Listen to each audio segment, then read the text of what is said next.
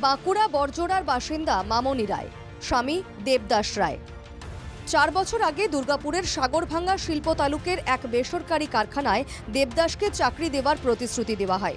চাকরি দেওয়ার নামে তৃণমূল শ্রমিক নেতা শেখ রমজান ও কারখানার তৃণমূল শ্রমিক সংগঠনের যুগ্ম সম্পাদক শেখ গেন্ডা তাদের থেকে 1 লক্ষ টাকা চায়। মামনি রায় একজন দৃষ্টিহীন মহিলা। স্বামীর চাকরির আশায় সরকার থেকে পাওয়া প্রতিবন্ধী ভাতার টাকা জমিয়ে 40,000 টাকা দেন মামনি। প্রথমে চেয়েছিল মধ্যে 1 লাখ। তখন তোমরা কি বলেছিলে? কিন্তু আমি বললাম যে 1 লাখ দিতে পারবো না, 40,000 দেবো। এটা কবে দিয়েছিলেন টাকাটা? টাকাটা অনেকদিন দিয়েছি, 4 বছর দেওয়া হয়ে গেল। কি বলছে এখন? এখন বলছে আমি টাকা দিতে পারবো না। কে বলছে এটা? গেন্ডা। দেবদাস রায়ের অভিযোগ, তৃণমূল শ্রমিক নেতার কাছে চাকরি চাইতে গেলে মিলেছে মারধরের হুমকি। 4 বছর কেটে গেলেও না মিলেছে কোনো চাকরি, না ফেরত দেওয়া হয়েছে 40,000 টাকা। টাকা ফেরতের আশায় শেখ গেন্ডার বিরুদ্ধে দুর্গাপুরের কোকোভেন থানায় অভিযোগ দায়ের করেছেন দেবদাস রায়। আমি কাজের জন্য টাকাটা দিয়েছিলাম। কত টাকা দিয়েছিলেন? 40,000 টাকা দিয়েছিলাম। 1 লাখ টাকা বলেছিল। আমি যে 1 লাখ টাকা আমার কাছে নাই, তো আমি ওর কাছে 40,000 টাকা ওর কাছে আছে।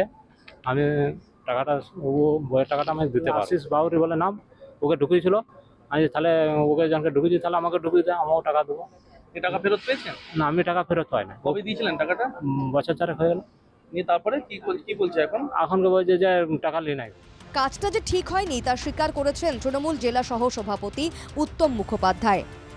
যদি এরকম ধরনের কারো কোনো অভিযোগ থাকে, লোকাল থানার ওসি সাহেবের কাছে আপনি এফআইআর দায়ের করুন। যিনি টাকা নিয়েছেন তিনি ফেরত দিতে বাধ্য থাকবেন।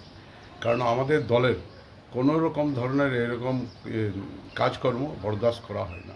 এখানে লক্ষ লক্ষ টাকার বিনিময়ে গ্রাফাইট ইন্ডিয়া লিমিটেডের চাকরি দিচ্ছে, আর স্থানীয় বেকার যুবকরা কর্মচ্যুত হচ্ছেন, কর্মহারা হচ্ছেন। এখানে এর বিরুদ্ধে আমরা তীব্র প্রতিবাদ ও ধিক্কার জানাই। এই একই বেসরকারি কারখানায় এর আগেও বহিরাগতদের চাকরি দেওয়ার প্রতিবাদ জানিয়েছিলেন তৃণমূল কর্মীরা। প্রতিবাদে দলীয় পতাকা হাতে কারখানার সামনে বিক্ষোভ দেখিয়েছিলেন স্থানীয়রা। সেই খবর দেখানোও হয়েছিল এনকেটিভি বাংলায়। এরই মধ্যে ফের টাকা নিয়ে চাকরি দেওয়ার ঘটনা প্রকাশ্যে আসতেই চাঞ্চল্য দুর্গাপুরের শিল্প তালুকে। দুর্গাপুর থেকে সাধন রুজের রিপোর্ট, এনকেটিভি বাংলা।